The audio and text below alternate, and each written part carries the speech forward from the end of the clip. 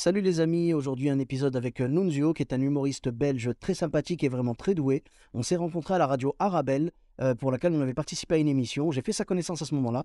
Il avait fait une très jolie chronique et le courant est bien passé entre nous. Franchement, c'est quelqu'un de très gentil, on a bien discuté. Il m'a d'ailleurs déposé à l'autre bout de la ville, à l'autre bout de Bruxelles et c'était un plaisir de le rencontrer. C'est le genre de personne sur qui on tombe et on se dit vraiment, lui, je sens que ça va être mon pote. Il est vraiment trop gentil, on a bien accroché et je suis ravi de savoir que les Belges sont vraiment gentils jusqu'au dernier. Voilà. Bon, je rigole, hein, parce qu'évidemment, je ne connais pas tous les Belges, mais en tout cas, tous ceux que j'ai rencontrés jusqu'à maintenant, ils étaient géniaux. Je suis amoureux du public belge et je suis de plus en plus en kiff devant les humoristes belges qui sont de plus en plus doués et tous aussi sympathiques. Comme d'habitude, merci de laisser 5 étoiles et un commentaire sur Apple Podcast, Podcast Addict, Spotify, partout où il est possible de le faire. Et aujourd'hui, le mot que je vais vous donner, c'est le mot terrain. Vous allez devoir placer le mot terrain dans un commentaire avec 5 étoiles et je le lirai au début d'un prochain épisode. Pour l'épisode avec Scott Fins, il y avait le mot baguette à placer et mon ami Dominique Panchaud a marqué. Heureusement que le mec il fait pas du rock, sinon tous les soirs il aurait dû changer de pied de micro. Je pense que le mieux c'était de mettre une baguette. Au moins il y a de quoi manger, mais attention avec So, il va vous mener à la baguette. Alors, je suis pas tout à fait d'accord avec lui. Alors, je rappelle l'histoire du pied de micro, c'est que Scott Fins nous avait raconté que un gérant avait arrêté de mettre des pieds de micro parce que les humoristes le trifouillaient trop et que du coup, ça le cassait. Pour l'histoire du rock, je suis d'accord. C'est vrai que le rock, c'est beaucoup plus énergique ou quoi, mais il y a peut-être des pieds de micro spécial rock, j'en sais rien. En tout cas, pour le stand-up, normalement, on n'en a pas besoin. Ou alors, même si on en a besoin, on le touche pas. On pose le micro dessus et c'est tout. Ensuite, pour le fait de mettre une baguette qui est de quoi manger, j'espère, Dominique, si tu m'invites, qu'il y aura un peu plus qu'une baguette, quand même, minimum. Et attention avec So, il va vous mener à la baguette. Là, je suis pas tout à fait d'accord. Non, moi, je suis quelqu'un de gentil, je suis un gros nounours. Je mène personne à la baguette. Moi, je suis très très gentil, il n'y a pas de problème. Je vous laisse avec l'épisode avec Nunzio. Bis à tous, même à toi là-bas. Salut les amis, c'est Sofiane. On se retrouve pour un nouvel épisode du podcast. C'est en forgeant qu'on devient forgeron et c'est en galérant qu'on devient humoriste. Voici Galère d'humoriste avec aujourd'hui Nunzio. Salut Nunzio, comment tu vas? Salut Sofiane, ça va bien et toi? Ça va super, merci et merci d'avoir accepté l'invitation. Bah, avec plaisir. Le plaisir est partagé. Et donc, tu avais une anecdote à nous raconter? Ouais, j'ai une petite anecdote. En fait, ça s'est passé à Paris quand je suis allé jouer au Paname, tu vois. Ah, Donc, toi, tu es humoriste belge, hein? ouais, de Belgique, ouais, de Belgique. Et bah, j'ai commencé à aller jouer à Paris, tu vois. Et puis, je partais des fois les week-ends comme ça pour aller voir des scènes, même si j'étais pas programmé. Et je suis arrivé là-bas et donc je passe toute l'après-midi au Paname, je regarde les passages et tout. Et puis, je croise une pote humoriste là-bas. Et, euh, et c'était Douli, tu vois. Donc, je lui demande, je dis, voilà, Douli, est-ce qu'il y a moyen Faire un de, passage. de faire un passage, tu vois. Elle me dit, bah écoute, je vais aller demander. Et donc, moi, tu sais, c'était vraiment les débuts, et je suis encore à mes débuts, hein, du coup. Et elle me dit, ouais, ça va, je vais demander, et tu fais un passage de 5 minutes, et tu prends pas de chapeau. Et l'MC de la soirée, c'était Nino Real. Mhm. Et, euh, et donc, Qui était dans le podcast d'ailleurs également, et on en profite pour le saluer. ah ouais, bah salut Nino, si tu te souviens de ce moment. On va dire de ce moment. Ça annonce une histoire mémorable. Et alors, je débarque là en bas, tu vois, et je me retrouve dans les loges, et là, il y a vraiment du lourd, tu vois, il y a Paul Mirabel, Edgar Yves, Lenny Bunga, il y avait Ayoub Marceau, Adrien Arnoux, et j'en oublie sûrement d'autres. Tu sens que c'est pas la scène de débutant. Je sens que c'est pas la scène de débutant, je me sens clairement pas à ma place, et je vois qu'il y a et je sais pas si on peut les appeler les débutants aussi, mais des gens qui faisaient aussi le labo du rire et tout, qui me regardent du genre, mais qu'est-ce que lui va faire sur ce plateau, tu vois, genre un peu en mode jaloux, tu vois. Ouais. Et, et je me dis, ça va, je vais quand même tester.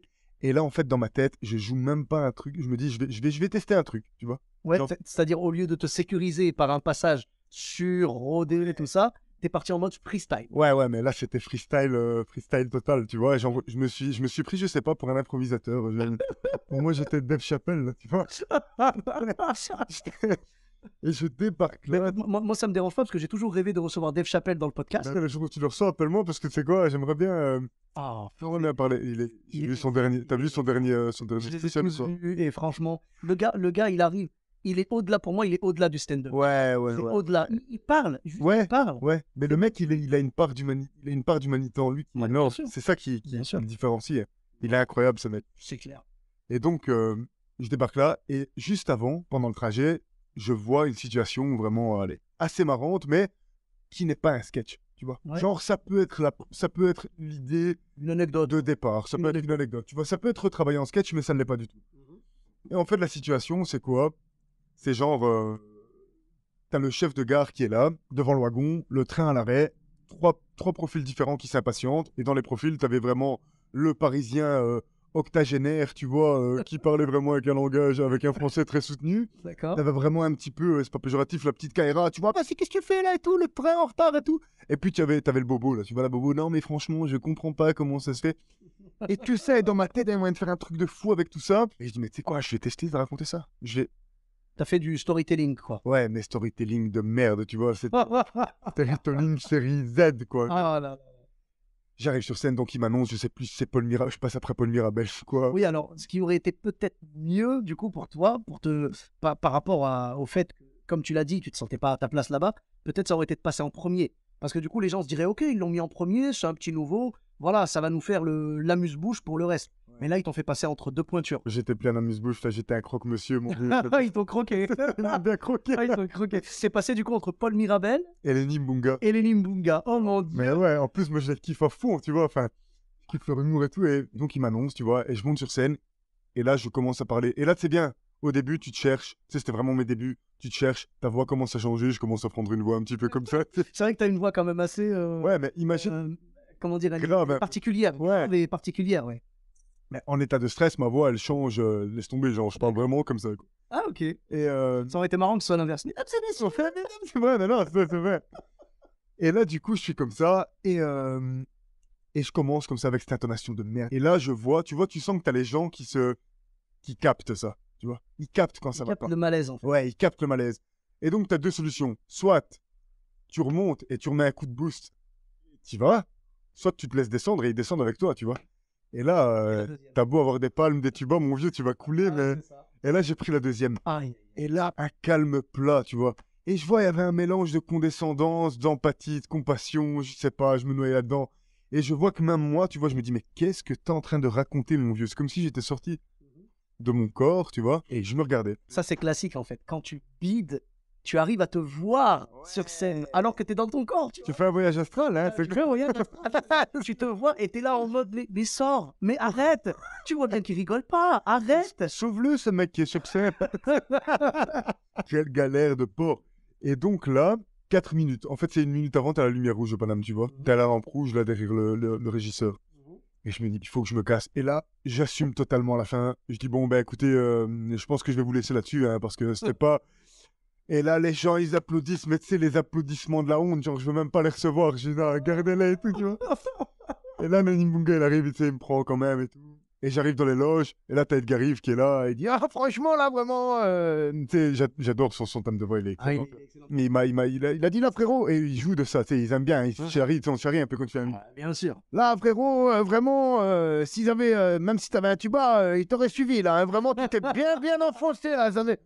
Et genre, il m'a dit un truc quand on est sorti, il me dit, et tu sais, moi, j'étais un petit peu, j'acceptais pas trop, tu vois, je dis, ouais, mais tu sais, c'est le public, truc de merde. Mais c'est la mauvaise foi du... Mais parce que quand tu commences, en fait, T'as pas tous ces codes et toutes ces tu notions. n'as pas tous les codes. Et surtout, tu te dis, ben, la dernière fois, j'ai joué, ça a marché. Pourquoi là, ça marche pas? Et ben là, tu vas dire, ben, si ça marche pas, alors que la dernière fois, c'est moi qui ai fait ça et que ça a marché, c'est que cette fois-ci, c'est le public qui ne va pas. Et c'est une erreur de débutant, mais t'inquiète pas, on l'a tous fait. Ouais, mais ouais. C'est une erreur de débutant de se dire, c'est le public, c'est le public. Non. Ouais, c'est un peu le coup du Calimero, en fait, tu vois, tu t'en prends un petit peu à tout le monde, alors que faut juste taffer, tu vois, et là, j'avais clairement fait de la merde. Et là, il me dit, mais non, franchement, écoute, il me dit, t'as fait, c'est que t'as pas bossé, t'as fait de la merde, il dit, et ça fait mal à entendre, tu vois, mais d'un côté, tu sais quoi, je me suis dit, il a raison, tu vois. C'est une claque nécessaire, quoi. Ouais, c'est une claque nécessaire. Et quand je suis reparti dans les loges, enfin avant ça, quand je suis reparti dans les loges après mon passage, tu vois, j'ai vu qu'il y avait quand même une bienveillance et que c'était le jeu, en fait, Ouais. tu vois, et que c'est pas grave, en fait. Ce qui est grave et ce qui m'a frustré, c'est même pas d'avoir bidé, c'est d'avoir bidé d'un truc que j'avais pas préparé, tu vois. Parce que si encore tu prépares un truc et que tu bides, Ah, je sais pas. non? Je sais pas, toi, tu le vois comment? Toi, tu le vois en mode, il faut que je bide que sur des trucs préparés? C'est ça? Non, pas vraiment, mais un truc que t'as travaillé quand même. Ouais, mais pour moi, justement, c'est frustrant. Moi, la frustration, alors peut-être qu'on ne le voit pas du même œil, mais pour moi, la frustration, c'est vraiment quand quelque chose de travaillé, de poli, les vannes, elles sont au millimètre. Tu sais que ça marche partout et tu vas dans un coin, tu joues la même chose avec la même énergie et ça bide total. Mais je parle d'un vrai bide, hein. Ouais. C'est-à-dire le bide, pas où les gens mangent. Parce que les gens mangent, ils font pas attention à toi. Je te parle d'un bide où les gens te regardent, ils t'écoutent. Il n'y a pas de bruit autour, il n'y a Ouais. rien. Vous n'êtes pas en plein air, parce que ça compte aussi. Et là, ça rigole pas. T'as pas un seul rire pendant 5 minutes. Là, pour moi, c'est un vrai beat. Et bien, ce beat-là, il me fera beaucoup plus mal que si c'était un morceau que j'ai tenté. Je dis, allez, c'est la première fois que je le joue. Allez, je balance. Parce que je me dirais, là, j'ai pas à donner les armes. Alors que quand tu as travaillé un passage, pour moi, tu l'as blindé. Tu t'es mis en sécurité, c'est-à-dire là, les gens rigolent, là, ils rigolent pas encore. Allez, je vais le retravailler, tac, tac, tac. Et à la fin, tu n'as que des morceaux où les gens rigolent. Et là, quand les gens rigolent pas, là, pour moi, je le vois comme un petit échec. Mais c'est un échec, on y passera tous, hein, c'est normal, on y passe tous. Les bides, c'est formateur, tu vois. Mais voilà, moi, je sais que je le prends beaucoup plus mal quand c'est quelque chose que j'ai justement préparé au contraire, tu vois. Ouais, je comprends ce que tu veux dire. Ouais, c'est une frustration différente. Bah après, peut-être que c'est de la facilité pour moi, hein. Peut-être que je me dis en mode, oh, mais c'est normal que j'ai bidé, c'était pas préparé. Tu vois ce que je veux dire? Genre, j'ai pas mis tous les efforts dedans, donc c'est normal, quoi. Ouais. Comment dire, je me mets en sécurité, je me trouve une excuse avec ça, en fait. J'ai l'impression. Ouais, je comprends. Et en fait, moi, je m'en suis voulu d'être arrivé là, vraiment à la légère, tu vois. En fait, je pense que c'était la claque de départ, tu vois. C'était vraiment la claque qui m'a fait prendre conscience de, mon gars, tu veux jouer, tu veux faire du stand-up, tu veux faire de l'humour. C'est pas de la rigolade, en fait, tu vois, il y a du travail.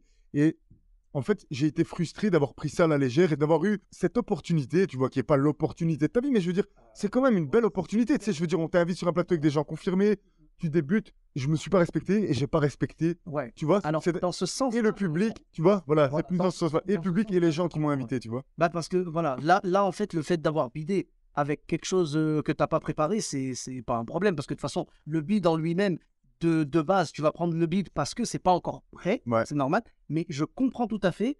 J'avoue que le regret que j'aurais eu à ta place, et je pense que tu l'as également, c'est de ne pas avoir joué du sûr parce que là, on t'a offert une tribune que tu n'aurais pas en. Ah ouais, mais c'est clair. Donc je comprends. Là oui, là je suis d'accord avec toi. Mais par contre, dans un événement isolé, mettons tu vas dans une scène ouverte où il y a que des mecs de ton niveau, des mecs qui font de la scène depuis quelques temps et tout, il y a zéro confirmé, tu bides avec un truc que tu n'as pas préparé, bah, Ouais, c'est normal. rien. Voilà. Donc on est d'accord, oui. Ouais. Toi, voilà, du coup je comprends mieux. Toi en fait, tu t'en voulais d'avoir négligé un peu cette chance qu'on t'a donnée. Ouais, c'est clair, à fond.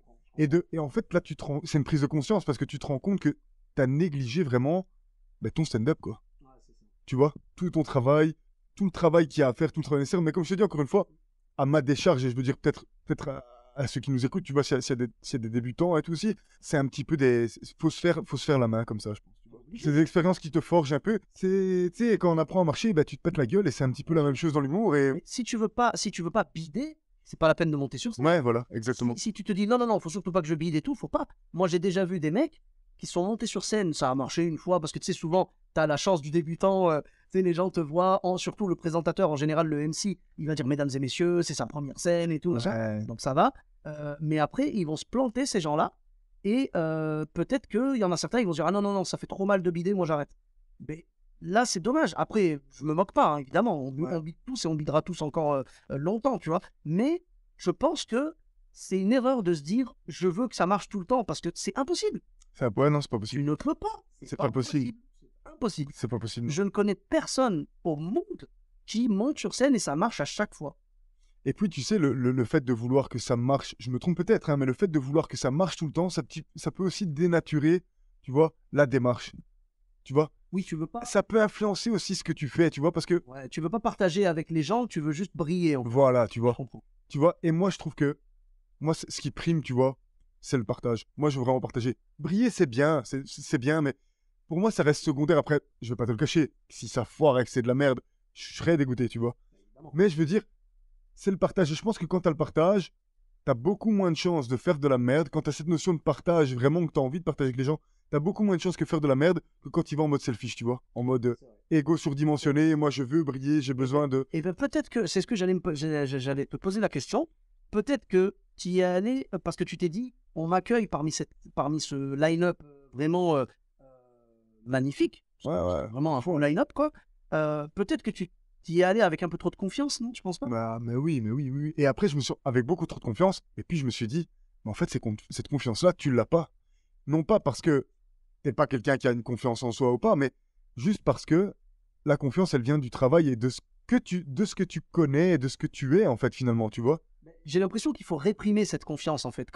Même quand tu commences à sentir que tu l'as, il faut la réprimer. Il faut surtout pas qu'on la sente sur ça. Non, faut garder la tête froide. Il faut garder la tête froide. Et alors, faut pas non plus être dans, tu sais, genre dans l'opposé, l'extrême opposé, à vraiment trembler et pas être sûr de toi et tout. Mais il faut garder une espèce de léger doute qui fait que tu vas rester charmant aux yeux des gens. Voilà. Alors que si tu arrives plein de confiance et plein de prétention, les gens vont te regarder comme ça et ils vont dire mais enfin, il nous prend de haut, quoi. Ouais. Non, les gens doivent sentir que tu es fragile et que ce que tu leur donnes vient du cœur et ils vont rire sincèrement. S'ils sentent que tu te la pètes, ils vont tout faire pour te déstabiliser. C'est inconscient, hein. Ouais, Mais c'est inconscient. Mais genre, moi, je sais que moi, le premier, quand je vois des humoristes qui balancent des blagues en mode je sais que c'est bon, je sais que c'est voilà, vous allez rire, je le sais, j'aime pas. Ouais. Et ça me bloque. Il y a une forme de prétention, ouais. On est d'accord. Il y a- Donc c'est ça, faut de l'humilité, en fait. l'humilité, exactement. C'est important. Si t'es pas capable de repartir à chaque fois sur des nouvelles bases,